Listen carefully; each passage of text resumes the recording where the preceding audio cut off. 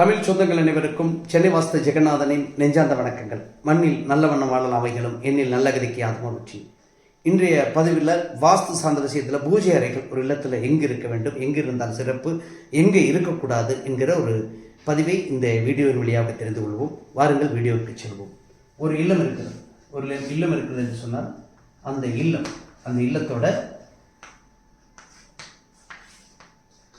இது வடக்கு, இது மேற்கு, இது கிழக்கு, இது தெற்கு. ஒரு இல்லத்தை நம்ம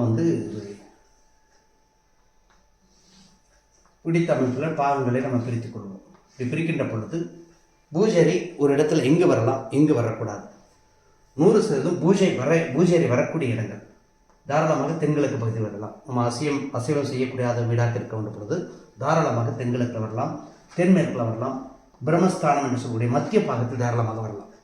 அதே போல் கிழக்கின் பாதி பகுதிக்கு உள்ளாக தென்கிழக்கு சார்ந்த பாதி கிழக்கு என்று எடுத்துக்கொள்ளும்போது பாதிக்கு தென்கிழக்கு தெற்கு சேர்ந்தாப்புல போல தாராளமாக வரலாம். அதே போல் மேற்கு சேர்ந்தாப்புல தாராளமாக வரலாம், வடமேற்கு சார்ந்தாப்புல தாராளமாக வரலாம். அதே சமயம் வடமேற்கு பகுதியிலும் வரலாம். ஆக இந்த இந்த பகுதியில் எல்லாமே வரலாம். ஆக பூஜை என்பது ஒரு இல்லத்தில் வரக்கூடாத இடங்கள் என்று பார்க்கும் பொழுது இந்த இடத்துல எக்காரணம் கொண்டு வரக்கூடாது, இந்த இடத்துல எக்காரணம் கொண்டு வரக்கூடாது. ஒருவேளை இங்கெல்லாம் வந்தால் 100% ப்ளஸ் என்று எடுத்துக்கொள்வோம். இந்த இடத்தில் ஒருவேளை வருகின்றது என்று சொன்னால் 50% சரியாக இருக்கிறது, 50% தவறாக இருக்கிறது என்று எடுத்துக்கொள்ளலாம். 100% தவறு அப்படின்னு சொல்லக்கூடிய இடம் வடகிழக்கு பகுதி. இந்த வடகிழக்கு பகுதியில் 100% வரக்கூடாது. தென்மேற்கு பகுதி 100% வரக்கூடாது. நம்முடைய மக்கள் பழந்தமிழ் நூல்களில் பழந்தமிழரோட மனையடி சாஸ்திரம் சார்ந்த விஷயத்தில் தென்மேற்கில் போடுவாங்க, குபேர திசைன்னு சொல்லுவாங்க. அது 100% குபேர திசை கிடையாது. நைருதி என்கிற நம்ம இந்து மத சாஸ்திரத்தில் வட இந்தியாவிலிருந்து நமக்கு வந்த இன்றைக்கு ஏக இந்தியாவும் பின்பற்றக்கூடிய ஒரு வாஸ்து சாஸ்திரம் என்று சொல்லக்கூடிய அந்த பகுதி என்பது நைருதி மொழி, குபேர மொழி கிடையாது. நம்முடைய தமிழ் வழக்கில் தான் குபேர மொழி என்று சொல்லிவிடும்.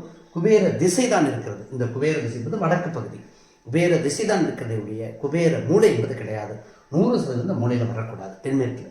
அதேபோல் 100% வடகிழக்கிலும் வரக்கூடாது. ஏன் வரக்கூடாது என்கிற விஷயத்தை நீங்கள் தெரிந்து கொண்டால் தாராளமாக எந்த இடத்துலையுமே வீடு அப்படிங்கிற விஷயத்தில் வாஸ்து சாஸ்திரம் தான் முதன்மையானது. இந்த இடத்துல நான் வாஸ்து பார்க்கிற மனிதன்கிற முறையில் மனித வாழ்க்கை 5 விஷயங்கள் நம்மளை இயக்குகின்றன.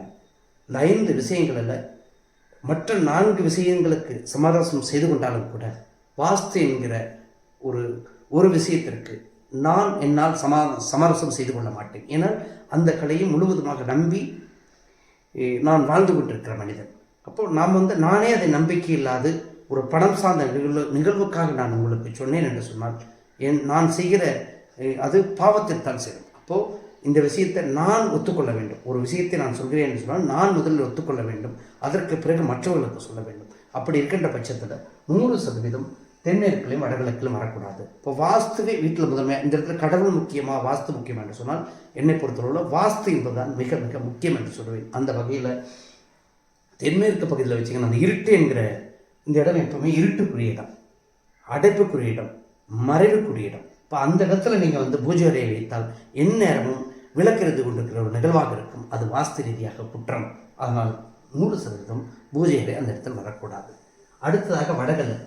இந்த இடமும் நீர் என்று சொல்லக்கூடிய இந்து மத சாஸ்திரத்தில் இருக்கக்கூடிய ஈசானம் என்று சொல்லக்கூடிய ஒரு சுத்தமான பகுதி, நீருக்குரிய பகுதி. அந்த நீருக்குரிய பகுதியில் நாம் விளக்கு ஏற்றி நெருப்பை ஏற்றி அந்த இடத்துல வெளிச்சத்தை ஏற்படுத்துகிறோம் என்கிறதை விட அந்த இடத்தில் ஒரு நெருப்பை ஏற்றி எதிர்மறை செயல்களை செய்கிறோம். அந்த வகையில் வடகிழக்கிலும் பூஜை அறை எக்காரணம் கொண்டு வரக்கூடாது.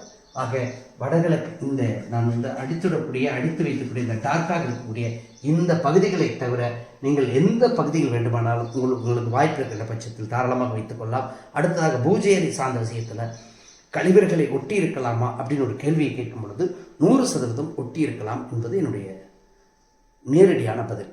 இந்த இடத்துல மலம் என்பது சாப்பிட்ட பிறகு ஒரு 4-5 மணி நேரத்தில் நம்ம உண்ட உணவு செரிமானமாக்கி மலமாக மாறிவிடும். சத்துக்களை எடுத்துக்கொண்டு கழிவுகளாக மாறிவிடும். இப்போ அந்த கழிவுகள் என்பது நம்முடைய உடலோடு தான் தங்கி இருக்கும்.